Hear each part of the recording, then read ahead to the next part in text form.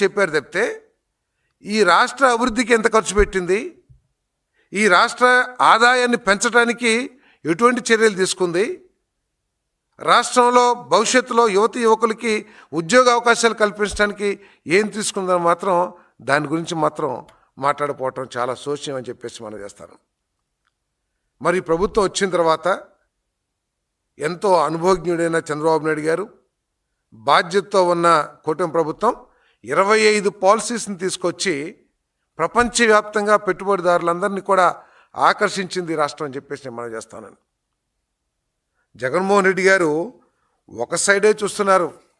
జగన్మోహన్ రెడ్డి గారు రెండో సైడ్ కూడా చూడండి. కేవలం 2019-24 మధ్యలో మీరు ఇచ్చిన ఏదో మన సంక్షేమ కార్యక్రమాల గురించి ఆలోచిస్తున్నారు.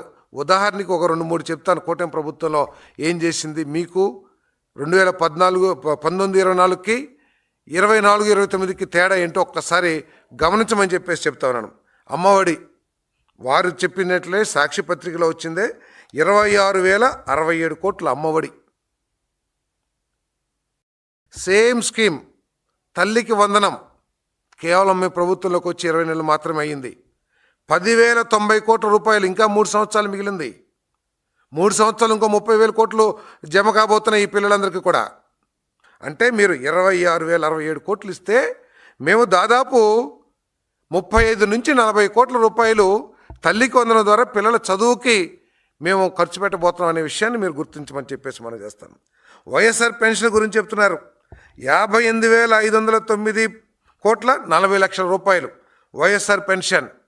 జగన్మోహన్ రెడ్డి గారు మేము వచ్చిన 20 నెలల్లోనే 58,654 కోట్ల పెన్షన్ ఇచ్చాం. ఇంకా 3 సంవత్సరాలు ఉంది. 3 సంవత్సరాల 4 నెలలు ఉంది. ఇంకా ఈ కేవలం 20 మాసాల్లోనే 58,654 కోట్లు ఇచ్చాం. మీరు 5 సంవత్సరాల్లో 58,509 కోట్లు ఇస్తే ఎక్కడైనా కంపారిజన్ ఉందా జగన్మోహన్ రెడ్డి గారు? మీరు రైతు భరోసా అంటున్నారు. 14,430 కోట్లు ఇచ్చారు మొత్తం 5 సంవత్సరాల్లో. మేము ఒక్క సంవత్సరంలోనే ఇప్పటిదాకా 6,310 కోట్లు ఇచ్చాం. ఇంకా 3 సంవత్సరాలు ఉంది. మీరు ఎక్కడ కూడా ఏదో మీరు గొప్పగా చేశారని చెప్పేసి మీరు మీ పార్టీ నాయకులు కార్యకర్తలు తెగ చెప్తా ఉన్నారు.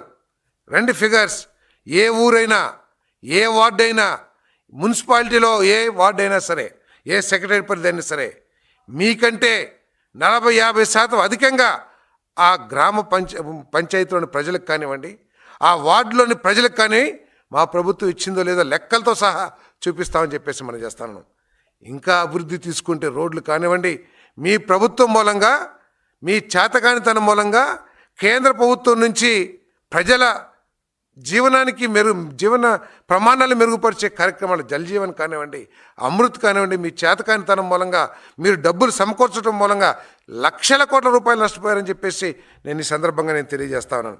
అంతేకాదు జగన్మోహన్ రెడ్డి గారు మీరు సంక్షేమ కార్యక్రమాలు చేశారంటున్నారు. మేము కాదని అనడానికి నేను ప్రయత్నం చేయను. కానీ